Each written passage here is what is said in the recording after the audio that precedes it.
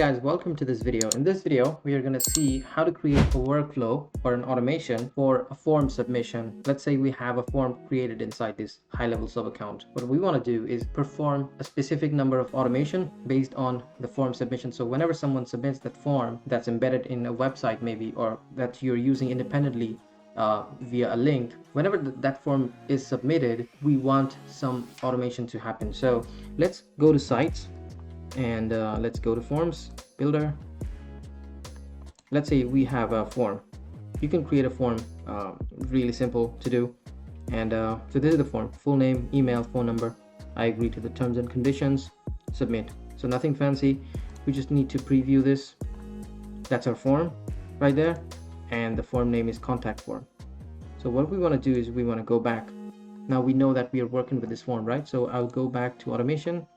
I'll go to a folder because I like to create folders for workflows because I create a lot of them. I'll start from scratch. But what I want to do is I'll just name it form submit automation. Now, what will be the initial trigger, right? So it will be form submitted.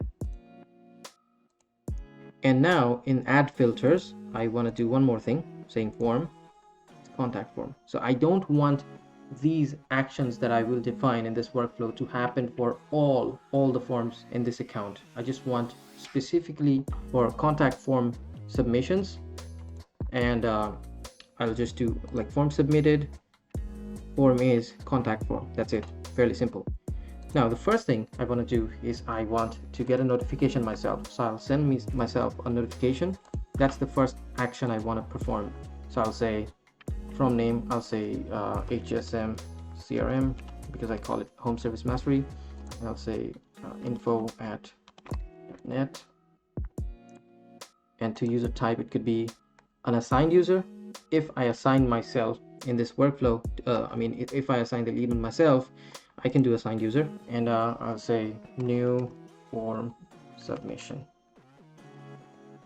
Here I'll say hi, there has been new form submission.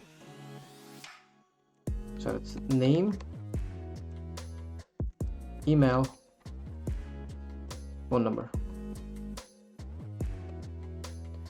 And here you can use custom values in GoHighLevel. That's a really cool feature.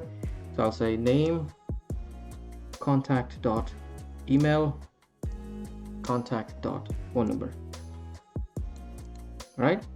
So that's going to dynamically fetch whatever there is in the form submission, all the data, and then send it to you. So that's a basic notification you're sending yourself.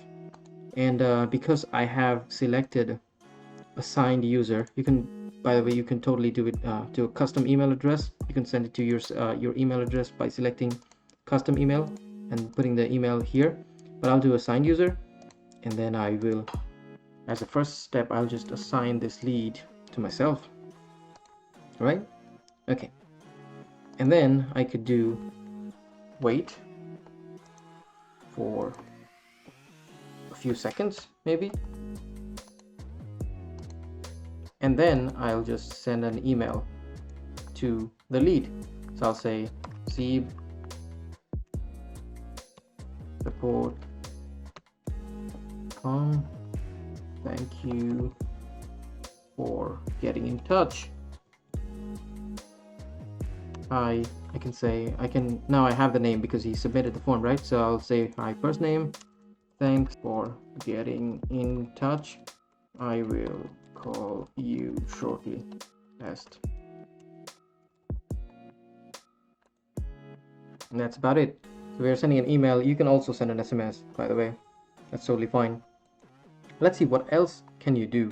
So if you have a pipeline created, you can create a tile in the pipeline. So I'll say create or update opportunity. That's the action. So I'll say lead. I have a pipeline created in this account called lead, and in there I have a stage called new lead. So I'm creating a pipeline opportunity in this pipeline lead in the stage new lead. As the opportunity name, the name of the tile, I'll just say contact.full name. You can see, you can write down where it came from, like contact from, obviously. You can assign a lead value, which will be a potential sale value for this lead. You can select the status is open, because we haven't sold anything to this lead yet, just submitted the form. And hit draft to publish, hit save. That's pretty much it. That's what you need to do. And you can, by the way, test it by submitting this form and going to the enrollment history to see if the form submit actions are working properly. So I'll do submit. And now if I go back to enrollment history, it should show me that the form submission has come through. So always check it. And by the way, if you go to settings, if you want these automations to be performed for multiple form submissions, like if the same lead submits the form multiple times, and then if you want the automations to happen every time they submit the form, you just need to allow re-entry from here. And stop and response is another use case which I can describe on another video another day, but for now that should be it. So it's a fairly simple form submit automation. Now what else is out there? So if we go back to form surveys, so a lot of you may need surveys which are basically multi-step forms. Form is just one page, a bunch of fields, fill it out, that's it. Survey is multi-step, so questions keep coming. So if you have a survey like this in your account, you can perform literally all the actions that we just saw. So all we need to do is just go to form submit automation and then create a workflow like this, and instead the trigger will be survey submitted. And here you just select the survey from here. There's only one survey in this account right now, so that should be it.